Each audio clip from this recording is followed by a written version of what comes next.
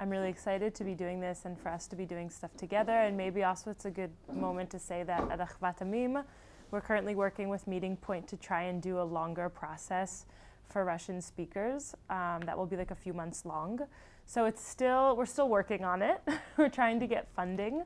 But I really hope it happens because I think that the Israeli left is stupid for not investing in Russian-speaking Israelis, and that it's like if we want to actually dismantle the system, we kind of need to all dismantle the system together and build something better. So thank you so much for having me. So I'll say really quick that so today I'm the director of Achvat Amim. We mainly work with diaspora Jews, bringing them to the land and doing political education and activism. A lot of people do things like protective presence or organizing things like the olive harvest and building relationships that they can then bring back home and continue to do political work that's based on what's actually going on here back in their home communities. And a lot of people also end up staying. The way that I got connected to Meeting Point is because Masha from Meeting Point did our learning sessions about a year ago. And I've been I guess it's a question of when I became politically active here because I did the army. So arguably that's being politically active. Maybe not in the way that I think of being politically active now, but it's a pretty big action to take a gun, walk into the West Bank and tell Palestinians where they can and can't walk. And for 7 years before I joined Achvat Amim, I was at the organization Breaking the Silence. I first was the director of education and then associate director. And during that time, I led a lot of tours in the West Bank to the South Hebron Hills and to Hebron. And especially, there's a lot of settler violence in both places. When I started doing the work in 2018, I'd already been going to both Hebron and the South Hebron Hills for a few years at that point. I started becoming an activist in the West Bank after the war in 2014. And when that war ended, I was like, what the hell can I do? And I became an activist. It's two areas with a lot of settler violence. I'm not sure that the settler violence in either of those areas today is particularly unique because in 2026, this violence has really spread basically to all corners of the West Bank. But there are some things that I noticed over the years that made me really interested in the Hilltop movement, in the settler movement in general and the Hilltop movement, which we'll focus on in particular.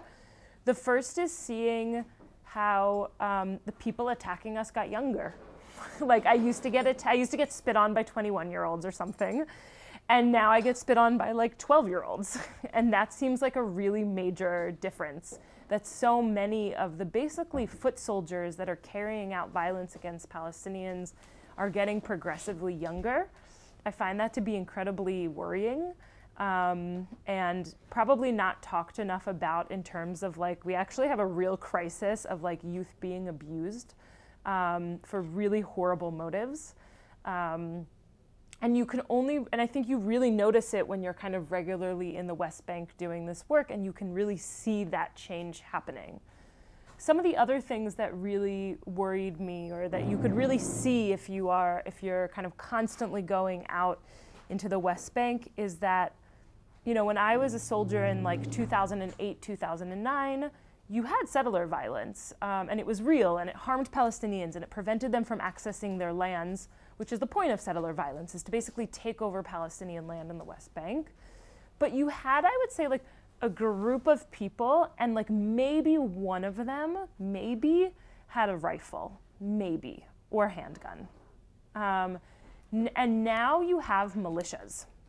I mean, you have straight up militias with ranks where everyone will have M16s, everyone will have rifles. They use those rifles.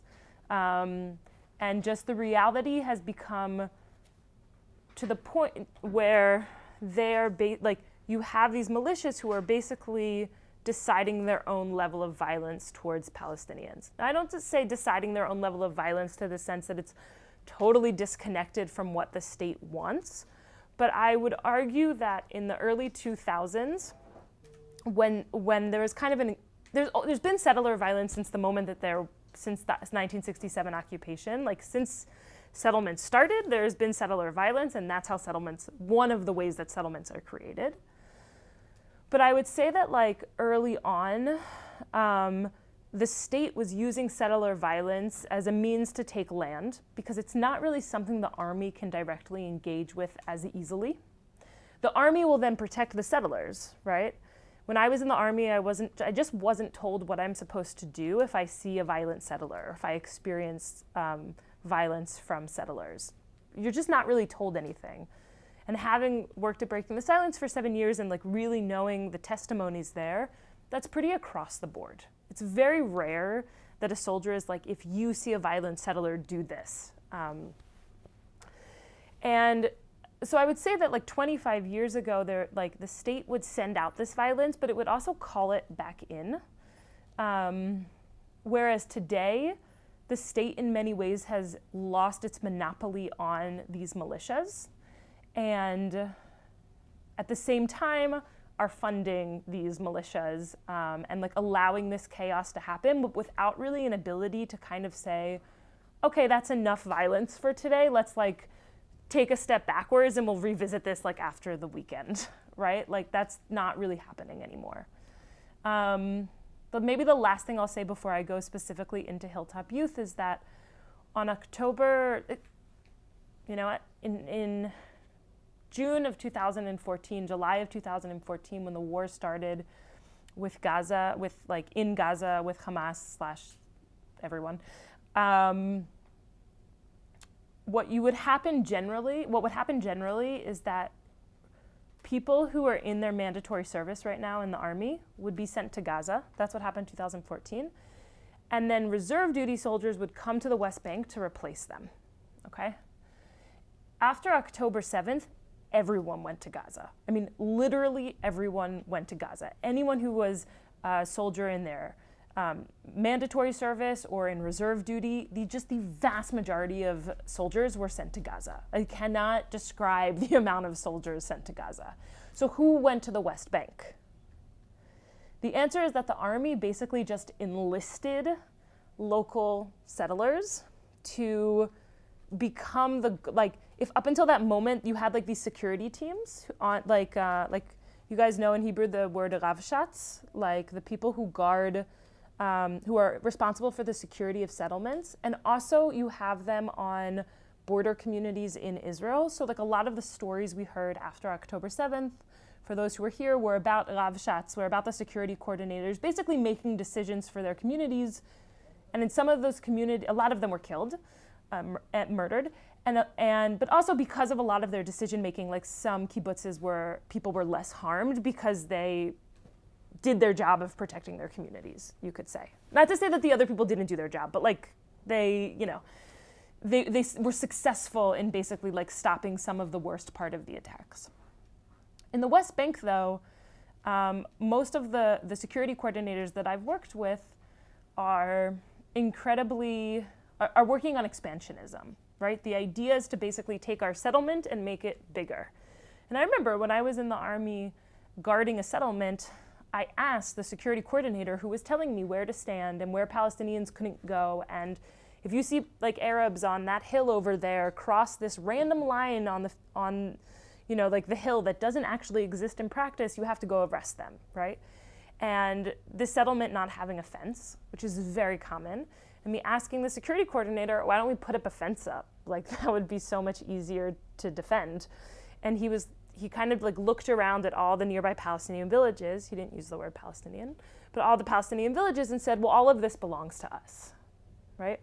So those people and their teams, who are the same people often responsible for very serious settler violence, were given uniforms and military jobs following October 7th. And so if up until October 7th there was a marriage between violent settlers and the military, I would say that marriage has just merged into one being, right? They were always part of the same system, but now in a lot of ways they're quite indistinguishable. You can even see, like, if you go into a place like Mesaferiata or other places in the West Bank where you have a lot of activists, like, we'll use the terms like that's a soldier or that's a settler soldier, or that's just a settler dressed as a soldier, which is also really common these days, right? And the way that a lot of this system works is basically by you have established settlements, right, that were established sometime over the past 40, 50 years. Most of them were established in the 80s, like big settlements, like Susia, like Ariel. I mean, Ariel is like a huge example because it's a city-ish. It's a city in Israel's terms. And so you have settlements, and then you have outposts, which are just settlements that the government didn't approve. Generally, they're smaller, but they're not necessarily like really, really small at this point. Some outposts look like the most average community in Israel, right? They're established, they have concrete, permanent houses. It's just that like no one approved them, okay? And then you have these smaller, newer outposts, especially since 2018. There's been a new system that settlers are putting in place that is basically what's called lone ranches, where you basically have like one guy, sometimes with his family, sometimes on his own,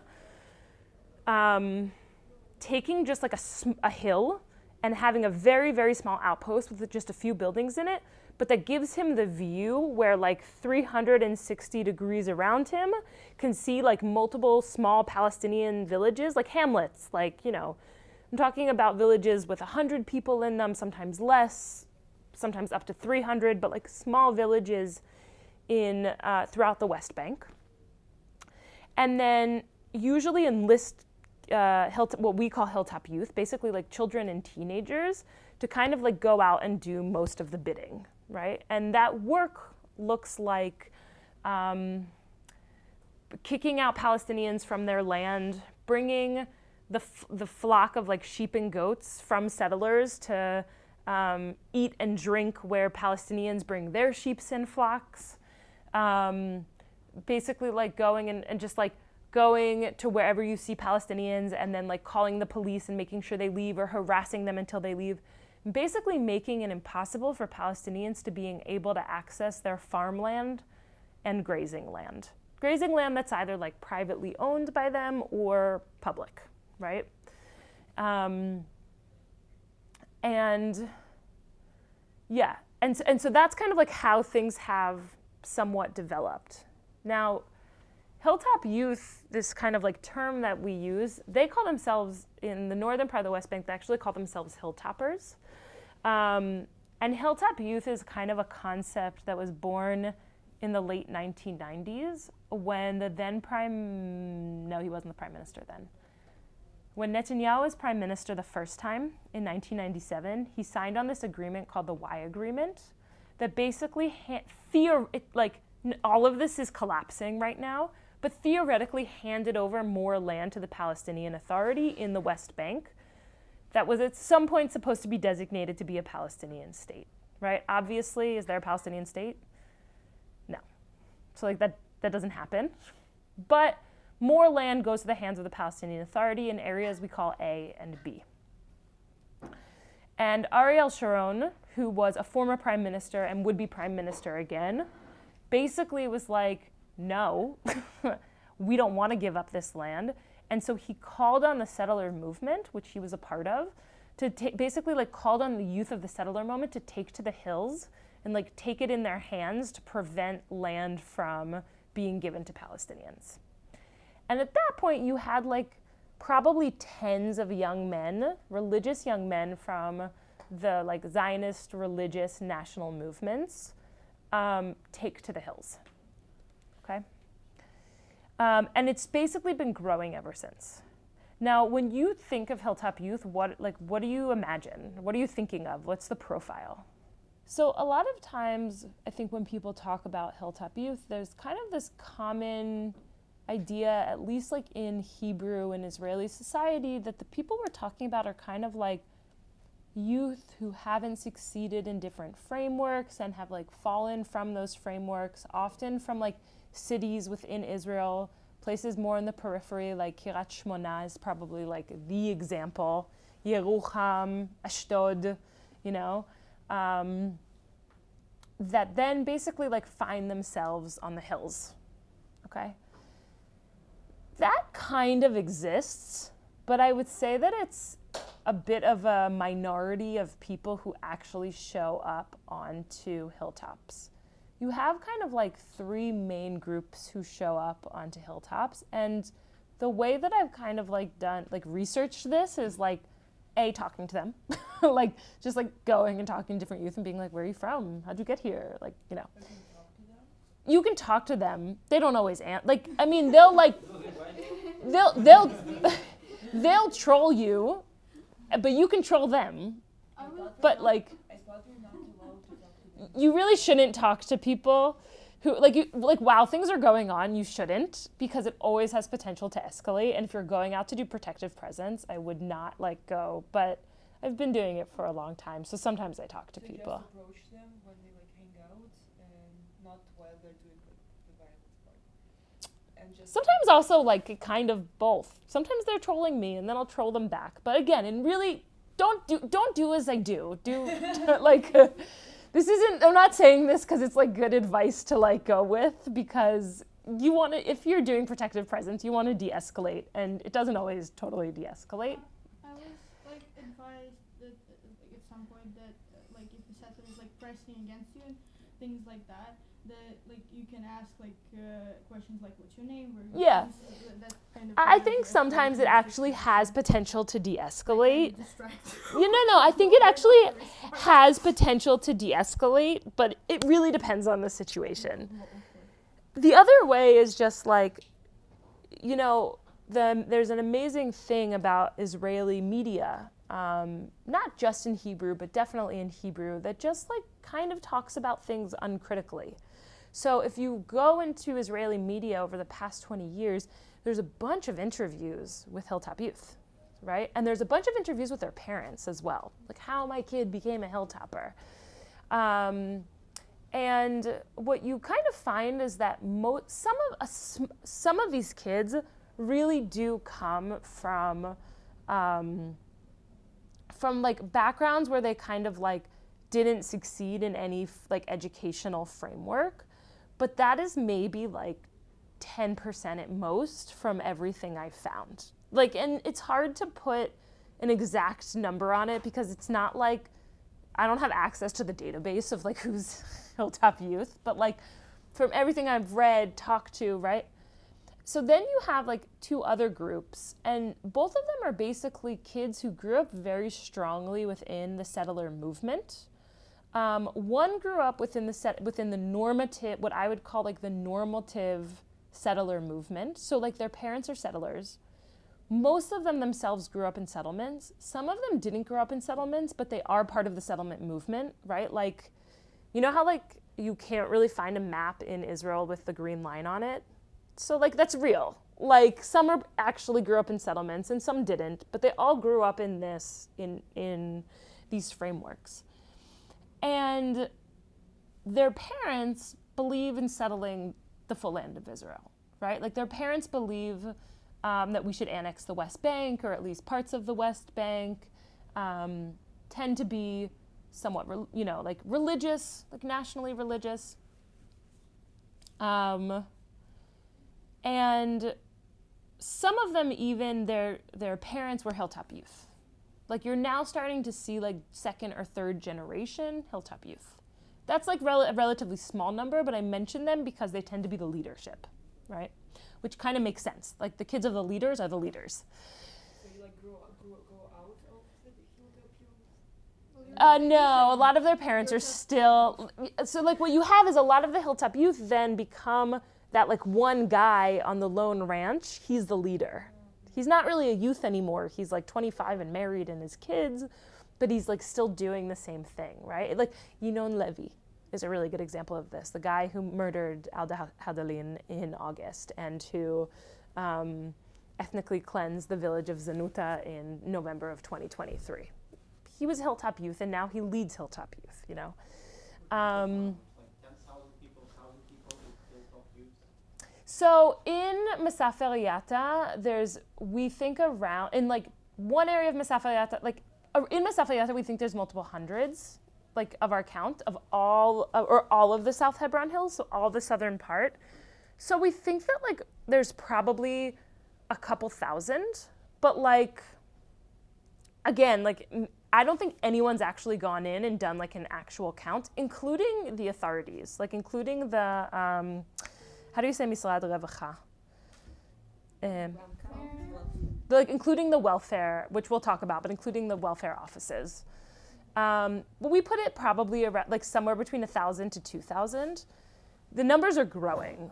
There's no question the numbers are growing, but it's still not like, it's not thousands of, it's hundreds of youth. It's not thousands, but they're quite active. And so I think what's interesting is most of these youth, they grew up basically in a world in which they're anti-establishment. They grew up into like an ideological belief of being anti-establishment. They picked it up from their like youth group, like madrichim, like counselors. But a lot of and it's important to remember, like, a lot of youth group counselors, like they're only a few years older than the people in the youth group, right? It's not like a huge generational divide.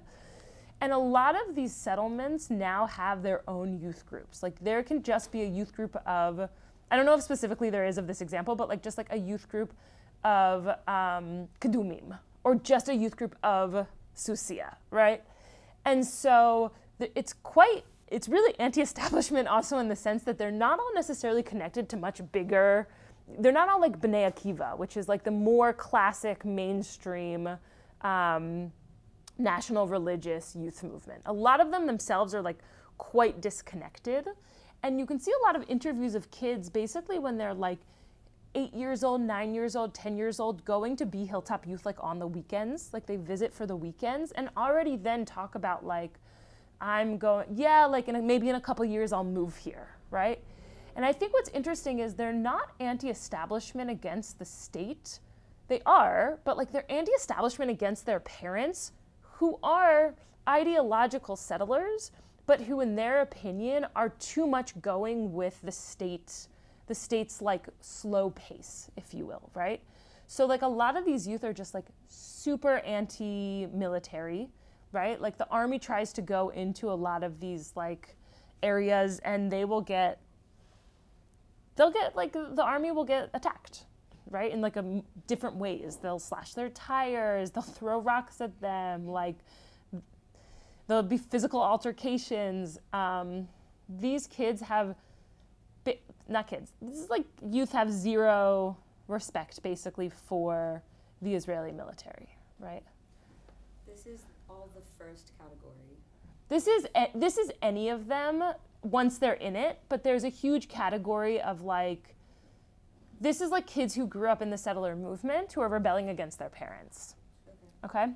The kids who kind of like, or youth who kind of like come from maybe failed out of different frameworks will also pick up this ideology because once on the hilltops, basically everyone has this ideology, but that's not necessarily what brought them there as much.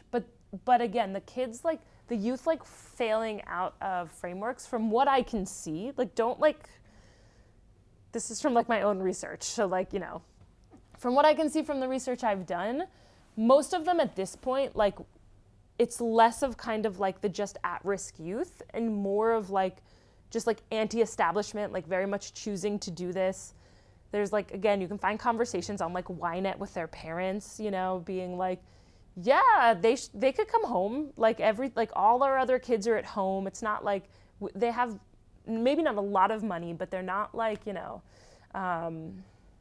it's like, they're not necessarily coming from like the most difficult homes that you can imagine in the country, right? There's an ideological choice that's happening here that they're being educated into at a very young age.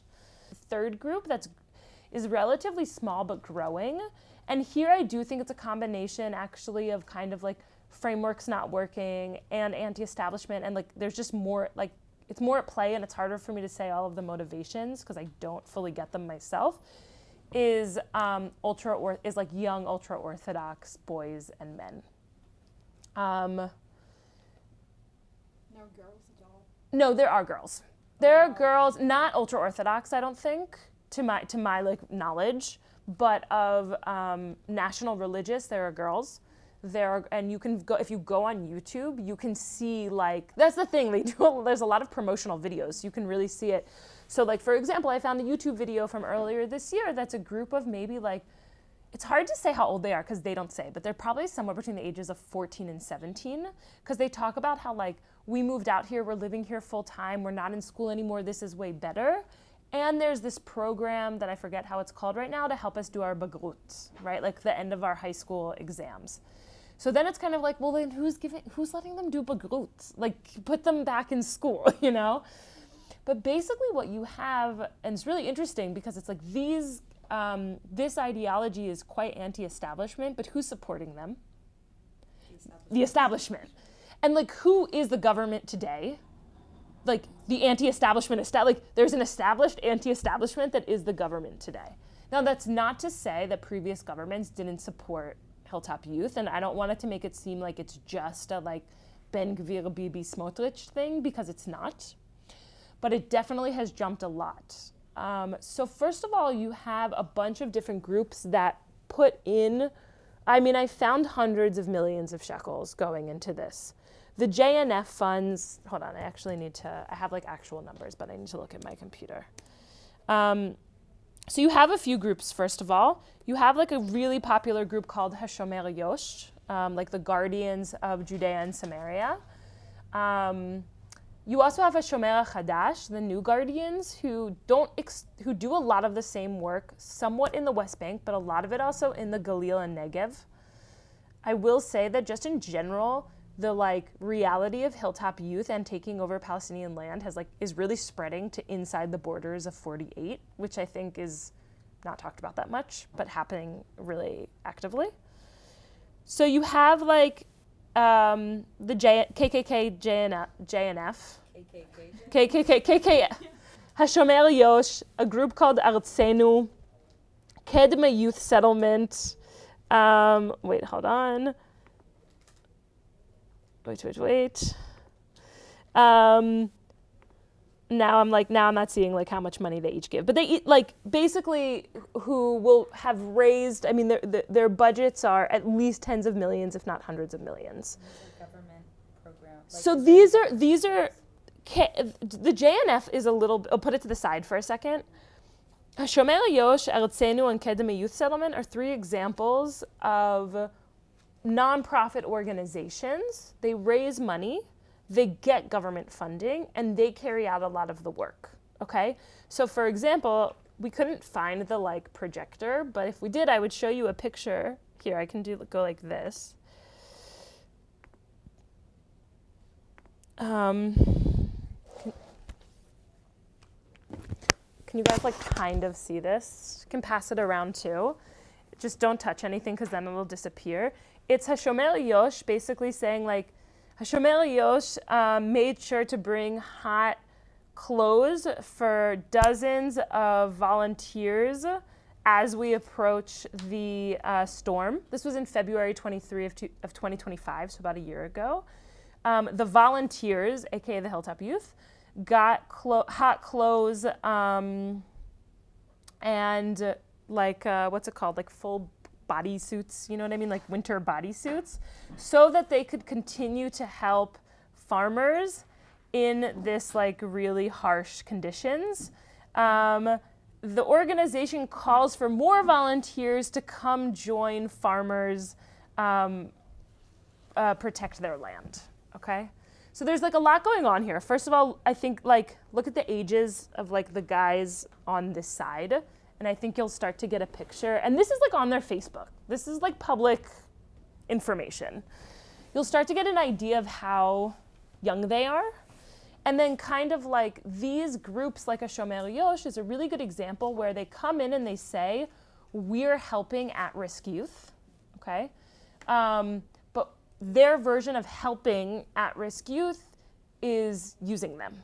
right? They're not saying like, we have at-risk youth and oh my God, there's a really bad storm and a lot of these kids are sleeping in like cars or vans or just like shacks that like barely exist.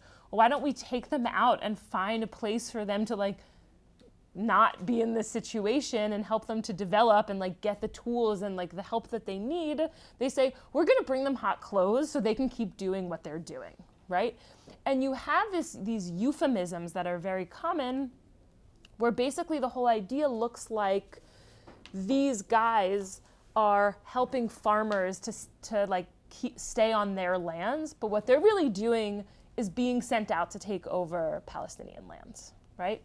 Shomer Yosh gets tens of millions of shekels, more. I think well over 100 million, but I don't have the numbers on me. I have researched it, but I don't have them on me in this presentation, so I don't want to give you guys false numbers, from the government, right?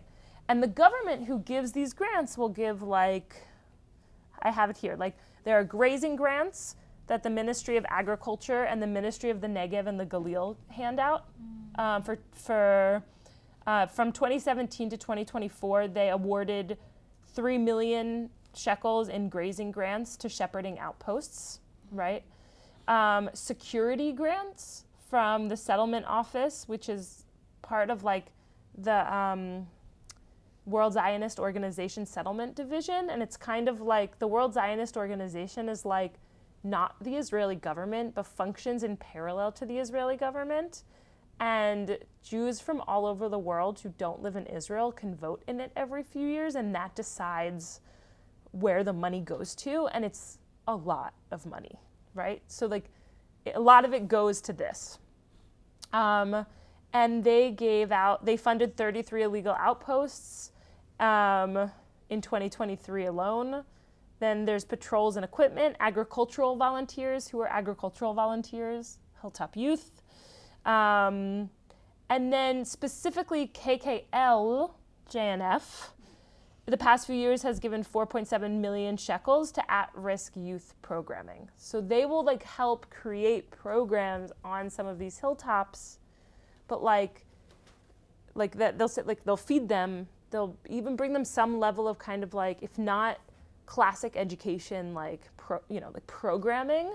But then what do they also do is they basically send them out to terrorize Palestinians.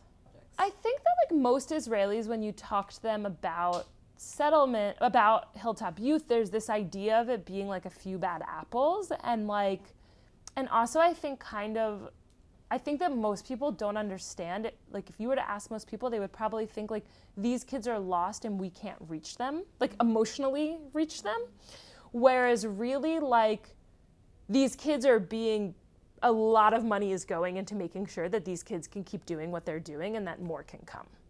We need to deal with settler violence, including the specific violence of Hilltop Youth. But Hilltop Youth are not making the decisions. You have major settlement organization, like leadership, making the decisions.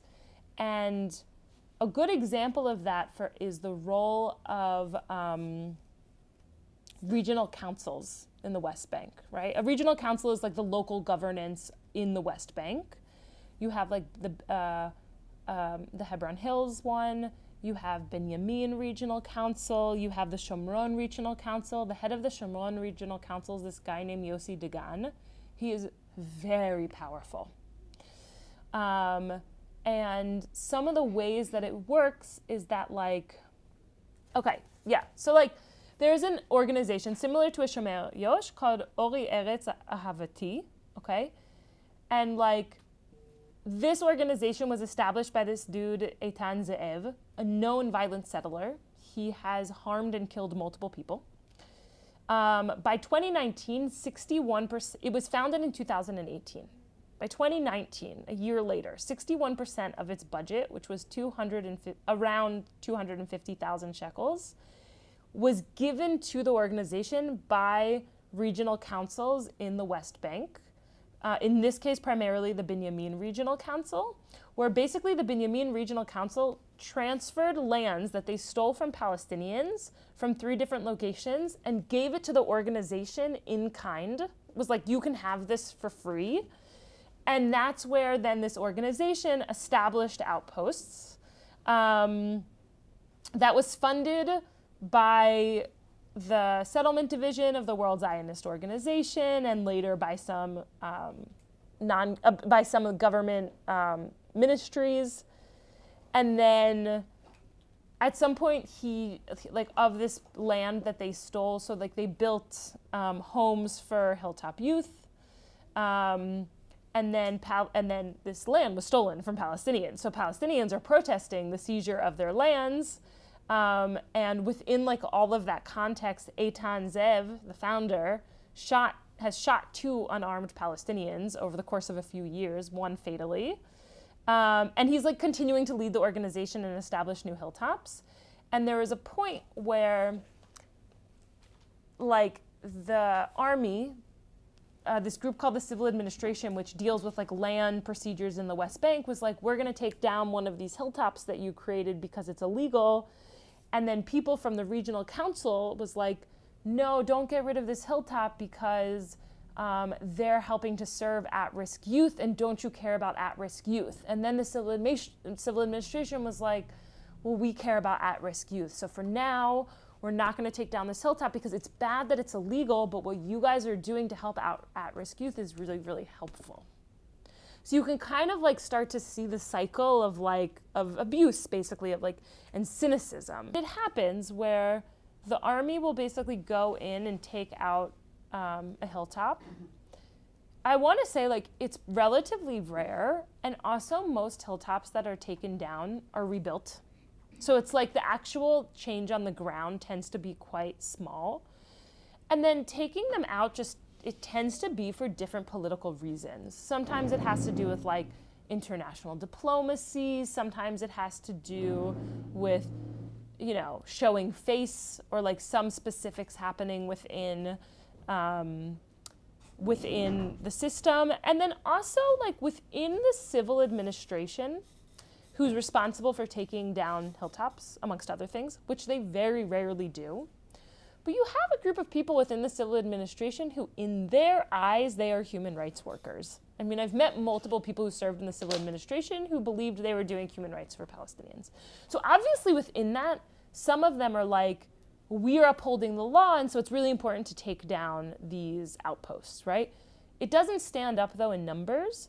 What I will say is it doesn't matter what the civil administration does. It doesn't matter how much the civil administration allows outposts to expand.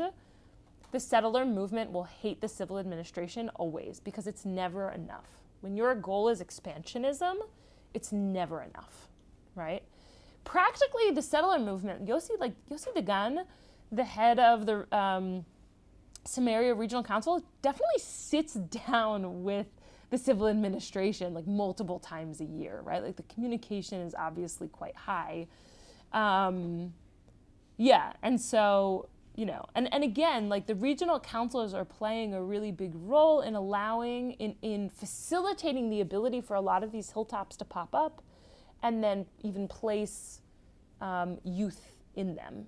And yeah, there's like I would say like a real cynicism where like, if you're a hilltop youth, according to some minutes that I found like on this issue from the Knesset, like if you are a hilltop youth, you're automatically considered at risk, right? But like what actually is defining these youth at risk is kind of unclear. Now, I'm not saying they're not at risk, but it seems that a lot of what's putting them at risk is the thing itself, that like a lot of these groups are then claiming to basically take them in and help them. They're actually really taking them in and using them. And it's interesting because when you see this dynamic over time on the ground, you really start to understand how you're kind of seeing soldiers. They're not soldiers they don't have guns. The young people don't have guns.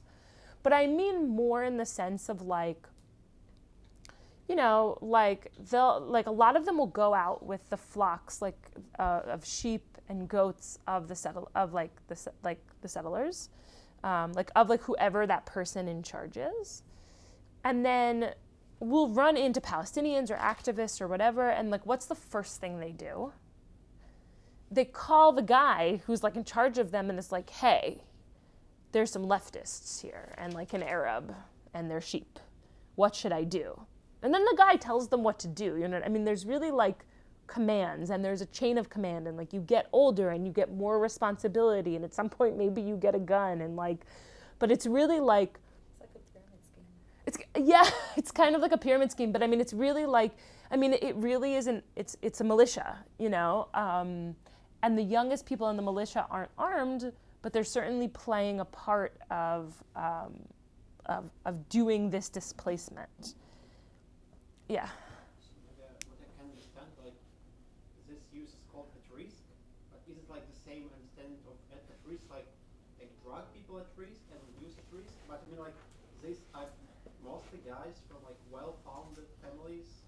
I wouldn't. And mother and father let them like go out and escape the home.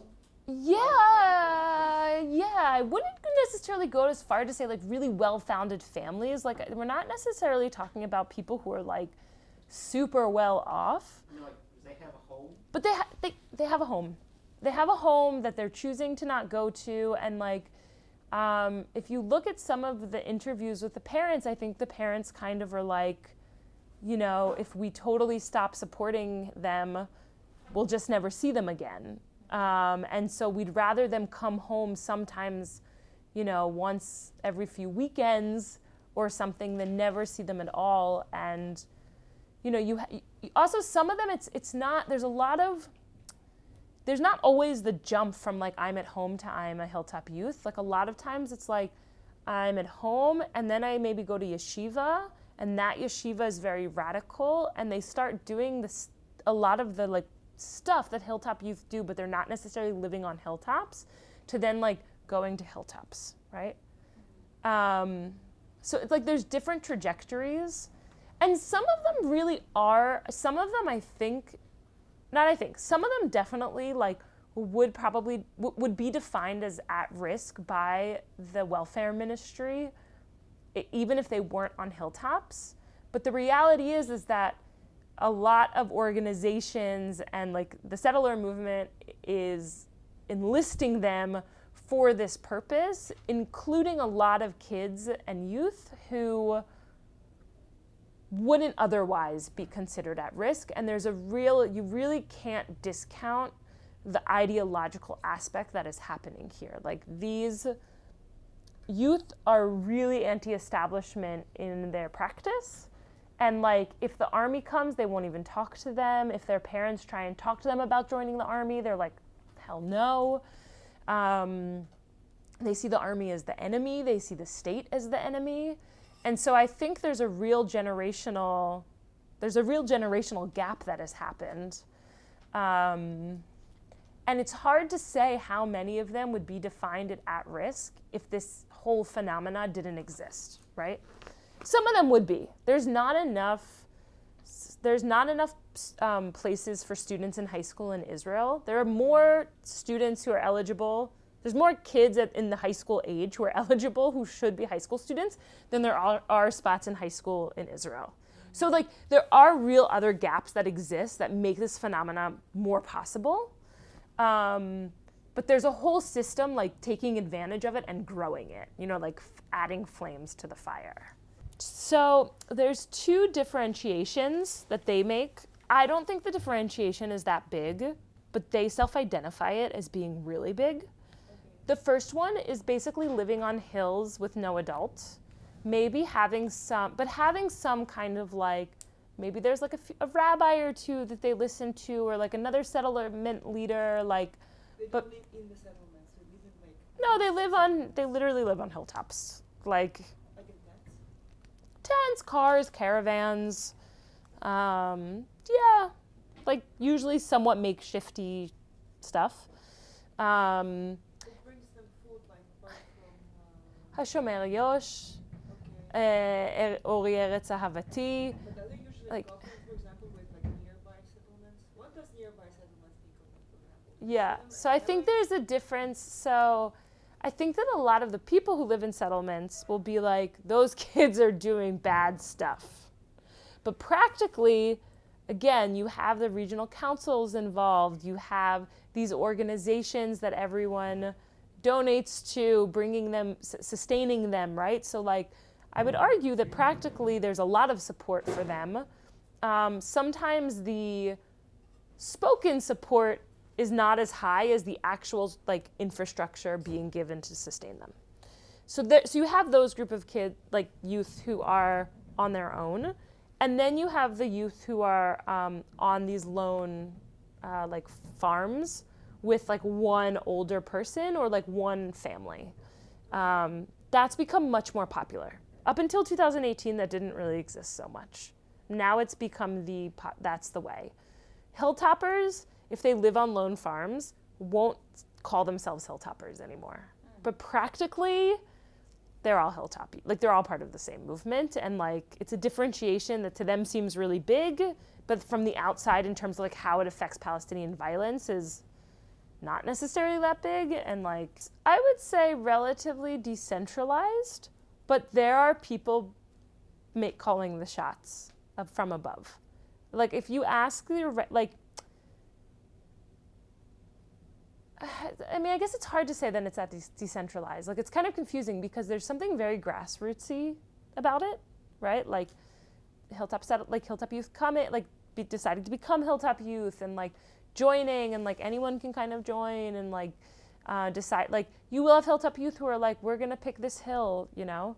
But practically, the hills that stay are the ones that like the leadership decides on, and like, you know, those are favored, and those they'll get more support, and then they grow, and like there is a plan, very much so, of like where the next hilltop is going to be placed, which is the next Palestinian village that we're going to push out. Like, but could the youth tell you who that leadership is and what they look like and how they do their strategy? I don't think so. Okay, so how does extractions come in the end? They come because, like, again, they have, like, it's just, like, the leadership is, you have, like, more central leadership, and then you have kind of, like, you know, lower level violent settlers who are sitting in the bigger conversations and then going to the Hilltop Youth and being like, take over this hill, join this lone farm, go out and do, you know, and once on a lone farm, that's the guy telling people where to go, what to do, who to, like, yeah. So, like, but I also would say that some of this kind of, like, the fact that we can't easily answer all of those questions on the chain of command is obviously quite purposeful. That's why it is somewhat decentralized, you know what I mean? That's part of its success. Like, there are different areas that over different times have been more concentrated with Hilltop Youth than others. The resistance work in the South Hebron Hills has been going on longer. Like organized Palestinian resistance and like Israeli partners and internationals has been going on much longer than in the Jordan Valley. But throughout the West Bank, displacement looks quite similar. It's been really interesting. I don't know if you guys know this, but like there's the past year, probably longer, but it's been really clear the past year there's been like an issue of not having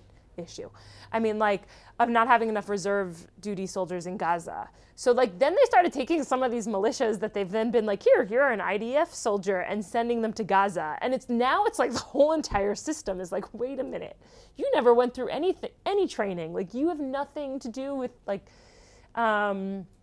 which is quite wild. But yeah, I think there's a difference between, and also I want to say that like, I think the older, this is kind of a little bit of a guess, so like don't, take it with a grain of salt. But I think that like the older people get, the more, a lot of Hilltop Youth then just like go on to stop doing this, right? Like most of the Hilltop Youth don't become then like Hilltop leaders. Most of them just go on to do other stuff. Except for people like Levy. Yeah, like there are people who become leaders, but like a lot of people also just like go on to do other stuff because they're not like I just feel like I was so ideological when I was 18, which is why it's genius for the state to enlist people when they're 18. But then like people kind of grow out of it. And a lot of the people who are being enlisted are kind of on the cusp of that. Like they're not enlisting 15-year-olds, right? They're enlisting like 20-year-olds, 25-year-olds, but they're part of this bigger system of violence. I think Yeah, I think authority authority means a lot of things, and like I think it's hard to probably get like a 12-year-old to stay at home who doesn't want to stay at home.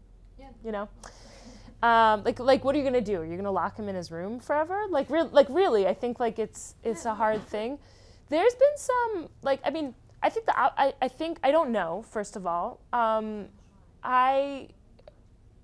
am under the impression, but I haven't looked into it like in full detail, and it's one of the things that I want to research more right now. My understanding is that a lot of things in the West Bank, like in settlements, are disconnected from their parallel inside Israel, right? So an example of that, to my understanding, but I want to look into it more, is that the welfare system in settlements is disconnected from the more central welfare system in Israel. So a lot of times some of these youth will have cases open up in the welfare system in the Binyamin Regional Council, in the Samaria Regional Council, in the South Hebron, in the Hebron Hills Regional Council. But then the Regional Council, which basically is utilizing this violence to expand their land, instead of really like passing on the cases to the more centralized system in Israel, is kind of like stop-gating it there, okay? So like I've heard, there's some people who are part of Looking Occupation in the Eye, Mistaklim Lekibush B'Einayim, that have been doing some work around this in the Jordan Valley. They would probably know more than me about it. What I can say is that you have like Ahuvia Sandak was a youth around 15, 16 years old who was killed during a police chase, you know? And I think that raises a lot of questions of like, you know, where is the police that that they're chasing these kids down to the point that they get into an accident and one of them is killed? Like, why aren't they taking them out of this situation so much earlier? I'm not saying but that the police are trustworthy people. yeah, no, for sure, safe but to have around children. yeah. I'm saying that like has this ever happened because technically it's Yeah, legal. I'm sure it has happened. Like, I'm sure you have kids, I'm sure you have youth who are working towards basically moving towards a path of becoming settler youth, and like their parents take them out of it. I'm sure that it's happened. I don't know specific cases, but I just think it's logical that not every potential hilltop youther becomes a hilltopper, right? What I do want to add though is just like the level of how much this is established within the state at this point, and maybe this will be my last point, is just really, really high. So like the group that we're talking about right now are like hilltoppers, like full-time, right? But like now with HaShomer Yosh and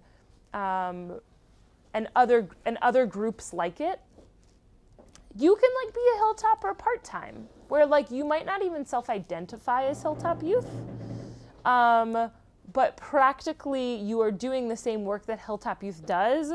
And like you have this group called Kedma Youth Organization, and they basically pay people to live in settlements and do volunteer work. But a lot of that volunteer work is happening on these unauthorized outposts, and like they themselves may or may not be like doing the more like front-facing violence of it, but they're definitely contributing to the infrastructure that allows that violence to happen, right? And you have groups like HaShomer Yosh, who have teken, like have a spot for people to do national service with them. And like that's basically the national service, is like living on a farm, and like they call it guarding work, but like what's the guarding work is basically going and harassing Palestinians and taking over their land. And like you can get paid if you don't go to the army and you're like, I want to do national service with HaShomer Yosh instead. Like you can get paid to do that as an official national service placement. And like if you are doing national service, you get paid. There's a government ministry for the national service. So like this national service spot has been approved, right? Who approves this?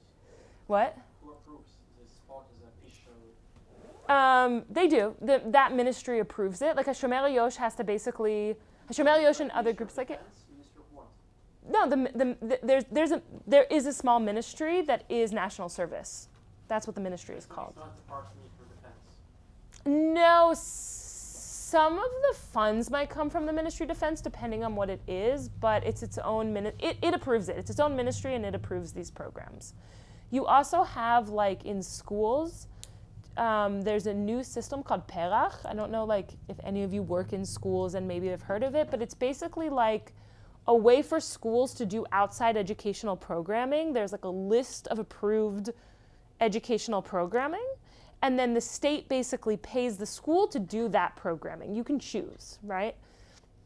And so, like, basically, like, it's not framed this way, but practically, like, going to an outpost for a weekend for a high school to, like, build up the outpost and, like, you know, basically make it more feasible for violent settlers to go out and take over land is, like, a thing that the state will pay a school now to engage in, right? Or pre-military academies.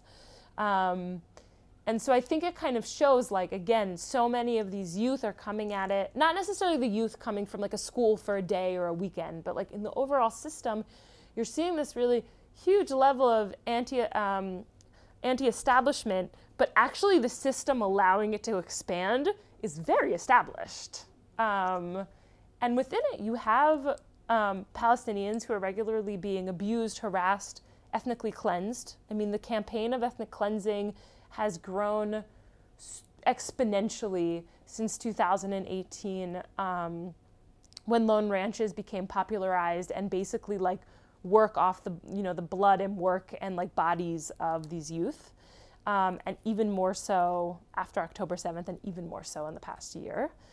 And it's backed by the state. You go to Ashram Eliosh's Facebook, and so many of the pictures you're going to see are members of Knesset and the ministry, like, going and checking out these hilltops and going on a guarding shift, you know. And yeah, I think that, like, so you have all of these Palestinians who are kind of being abused, but they're being abused by youth who, in the end of the day, are also being, you know, at the very least taken advantage of, but practically, I think, abused as well.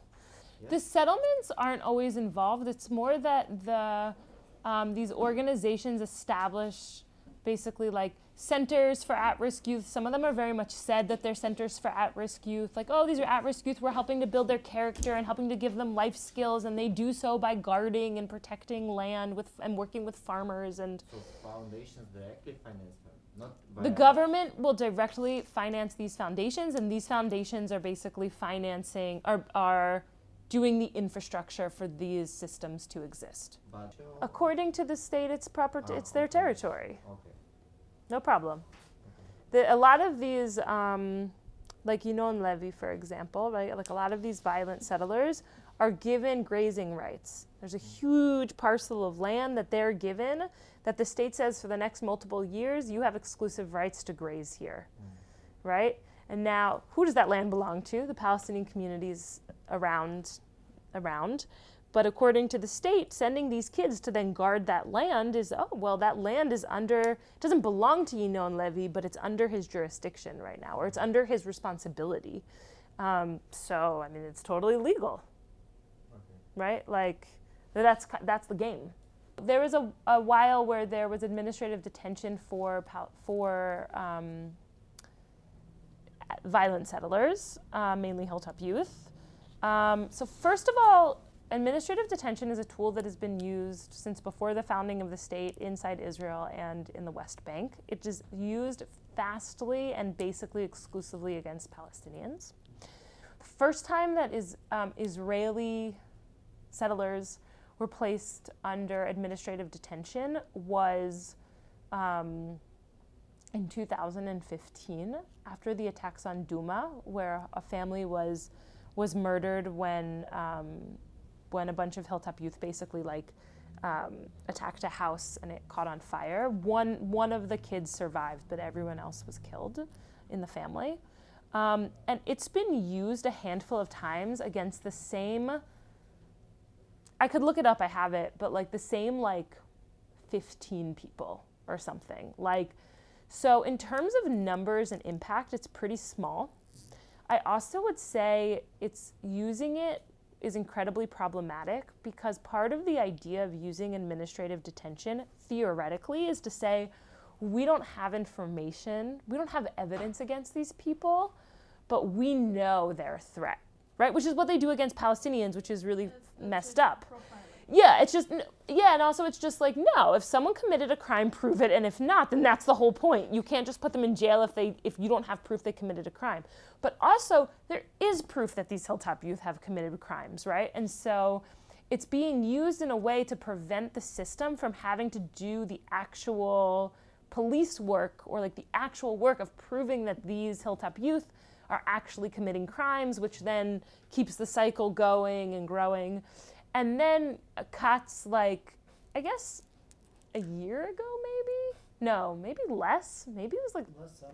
yeah, I think this past summer was like basically canceled it. I can't even remember, honestly, like completely where it stands right now. Like, is it canceled? I think there was a moment where they backtracked on it. I don't fully remember where it is, but I think it's much more of like something symbolic of basically the government saying how much do we outwardly support you or not.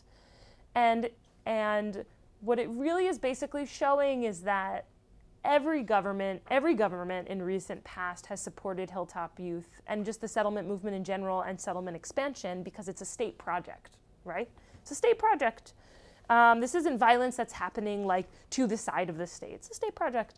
But what Katz's decision to not put Hilltop Youth under administrative detention, what it basically is saying is we're coming out in full support of you publicly. That's kind of the difference, which is kind of where we were like so clearly at anyway, you know? Yeah. So my question is, you know, the system is not magic. There are specific people in specific departments of the government who are doing this and making these decisions, right? Yeah. You know, like we have like topmost, like Netanyahu and like his like radical friends, kind of. Yeah.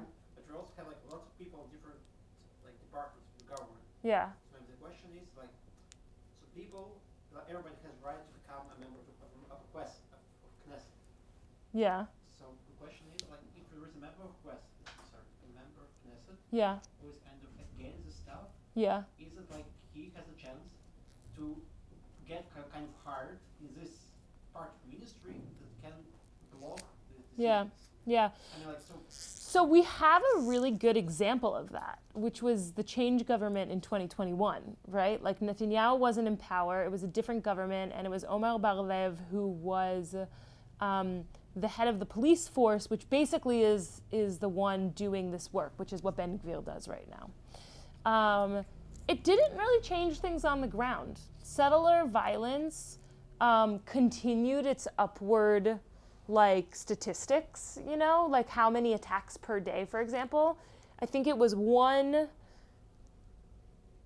in 2020, 2 in 2021, 3 in 2022, like, and so basically just like that change government didn't change anything in the practical. yes. So it's like, stop. I mean, like, we need to change the system. Like, money Yeah. and how is it possible? I think it's really hard, and I think that you see with the change government that like the change government, for as much as they wanted to see themselves as more left, and there are things on social issues that they were more left on: women's rights, LGBT rights, having like better public services. I give them that, you know. But when it comes to the occupation, they believe in a status quo that like Israel should control between the river to the sea, and Palestinians will never have full rights. Even today, I mean, even Yair Golan, like the king of like the Democrat Party, who's supposed to be like the Zionist party for equal rights. His whole entire idea is like, oh, let's get rid of the settlements, but we'll maintain the military occupation in the West Bank because like we can't really have peace right now. And it's like, first of all, that is of anything that could happen, that is not going to happen. Like that is the least politically viable option I've heard. But also it just kind of shows like Omar Bar-Lev, I think, like also agrees with that. He feels worse about it, but like they agree with it.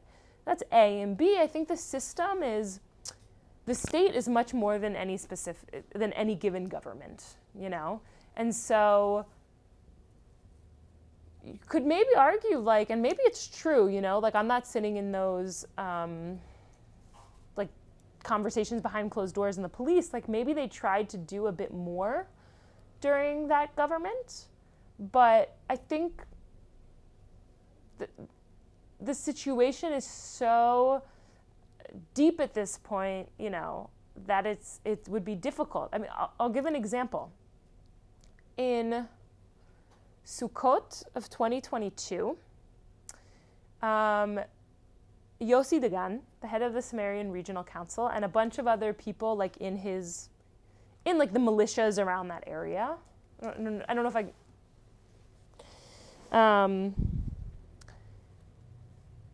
go and close off Nablus. Sometime between like Rosh Hashanah and Yom Kippur, they basically go and close off Nablus.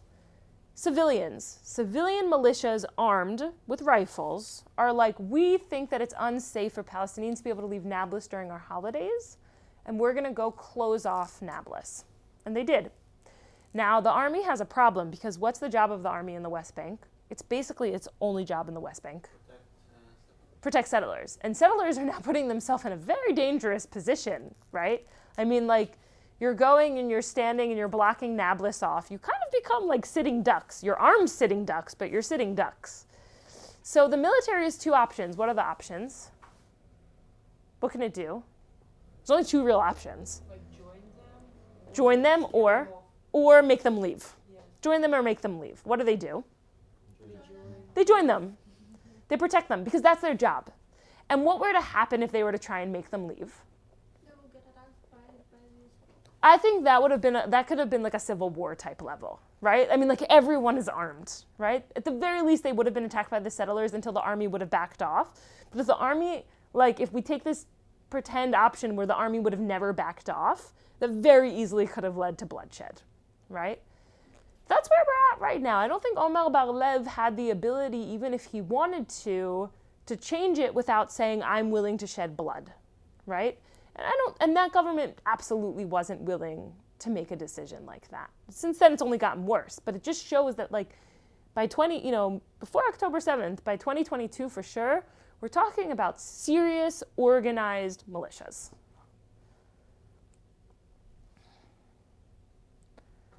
Any last question? Yeah. Yeah, where did you get to this number that you told about, like, all the financing that they is there any? Yeah, I went on GuideStar, which is like a public resource for nonprofits. It also has for-profits, but nonprofits just have higher reporting requirements, like for the public. And I looked them up. I'd probably missed some, but I like went to Hashomer Yosh and I went here and I went there and I, what's it called? Yeah, connected the dots. Or like, no, but I like co-looked at like, and you can see, for example, like, Ori Eretz Ahavati, you can see that it says the Binyamin Regional Council gave them in-kind land. I mean, this is public information. It's just not everyone's going and looking.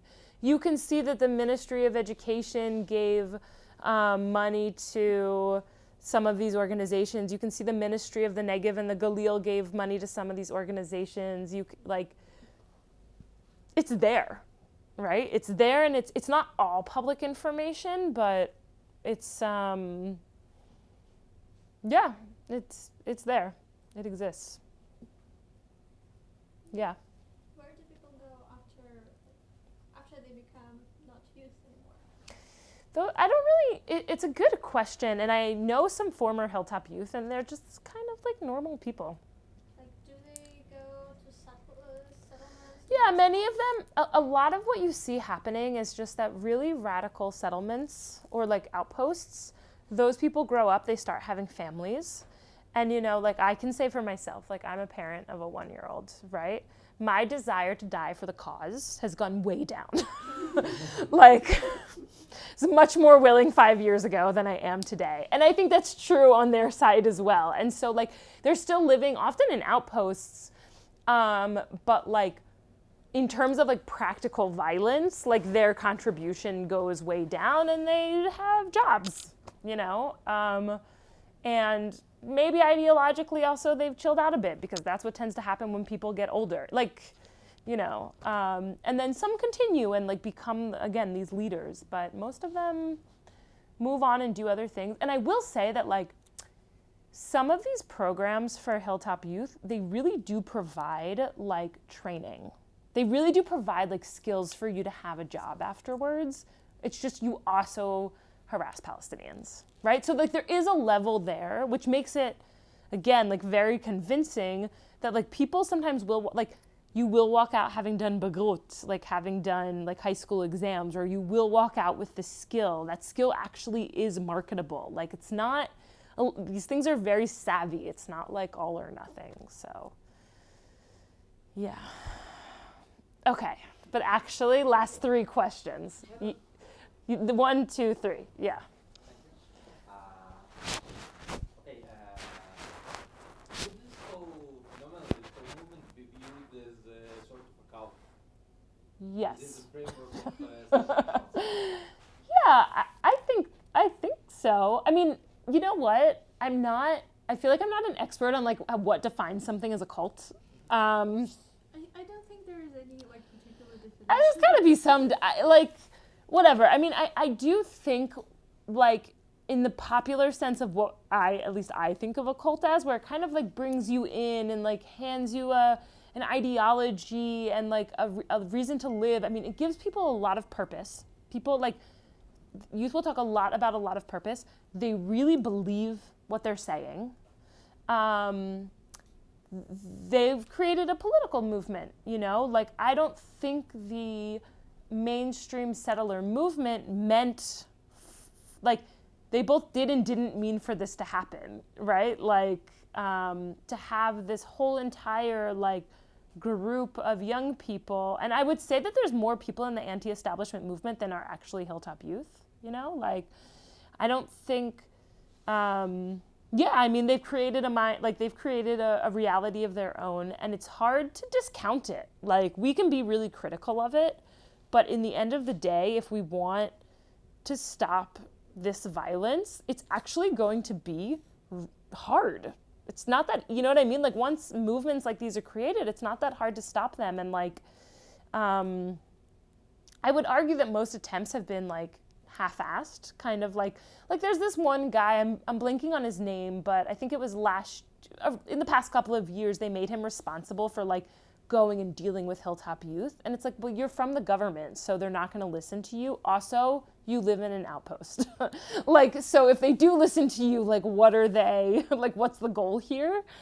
But I think that, like, you know, if we're trying to think about a future that has less violence in it, and also where, like, these youth aren't being abused, it's not going to be that easy to, you know, it's harder. You can't just, like, start something and then press stop and just, like, you know, like, there's an actual movement there, and they have, like, they have their own ideology, they have their own rabbis, they have their own movement at this point. It's part of a greater movement, but if there's a religious perspective, for sure. They believe that I mean, sorry, I should have said this earlier, but like, they believe that they are the ones bringing redemption to the land of Israel and to the people of Israel. This is redemption. The state of Israel is not going fast enough, hard enough. The state of Israel doesn't care. The state of Israel doesn't care about the Jewish people. Like, this is it. I mean, it does. Yeah, like, and so, like, yeah, I mean, people believe, you know, that they're right. I mean, a lot of us believe that we're right, but like, you know, this, and also I want to say, like, when you are put in a position to contribute to violence, I think for most people, your belief in it goes up, because now you've done something that you want to then explain, you know, no one sees themselves as the bad guy of their own story. So then that, you know, it becomes even deeper, where you want to explain why this is the moral thing to do, you know, and like I would say the vast majority of them believe that they are protecting Jewish land, right? Which, like, what even is Jewish land? But to them, it's a very real concept, and they're protecting it, right?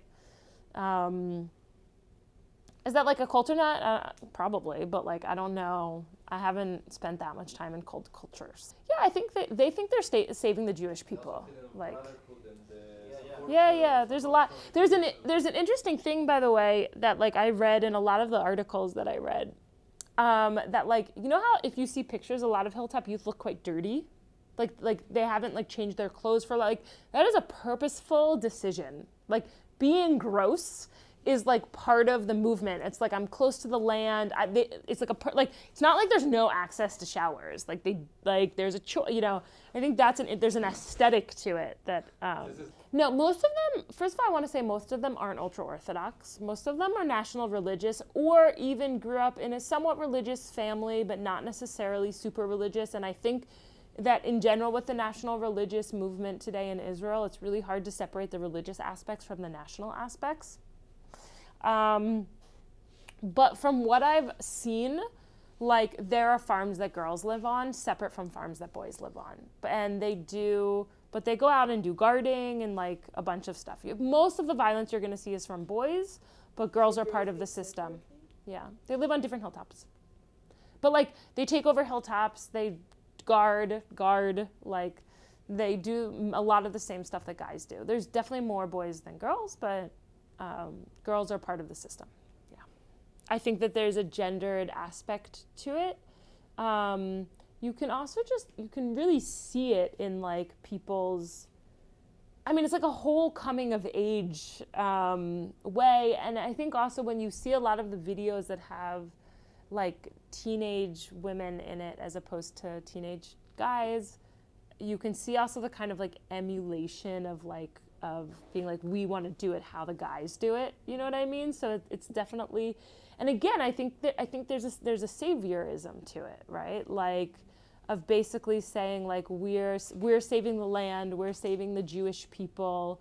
There's also a whole entire concept that I didn't talk about of people calling themselves basically like Hebrews, because like you can be Jewish but not in Israel, and you can be Israeli but not Jewish, and Hebrew, like doing avodah ivrit, eliot ivrim, to do Hebrew work or to be a Hebrew is the specific like junction of Jewish and Israeli doing work that like will lead to geula, that will lead to redemption of the Jewish people. I think there's a lot of I think it's a very masculine project, and also kind of like ownership, right? Like I think there's like this whole entire question of like, wait a minute, this is public land, right? Like, why are we even trying to claim ownership over public? Like, why is it so zero sum? But I think there's a very like general male version of power that is, if it's mine, it cannot be yours. That the settler movement and definitely Hilltop Youth like exemplify. And I think that's also partially why, even though there are women in the movement, it's much smaller, and you have Hilltop Youth women, like girls, women, but practically a lot of the work that women in this movement are doing is like housework, right? Like you have like mainly you have a lot of women supporting the men, having children, cleaning the houses, doing the like. It's very, very gendered.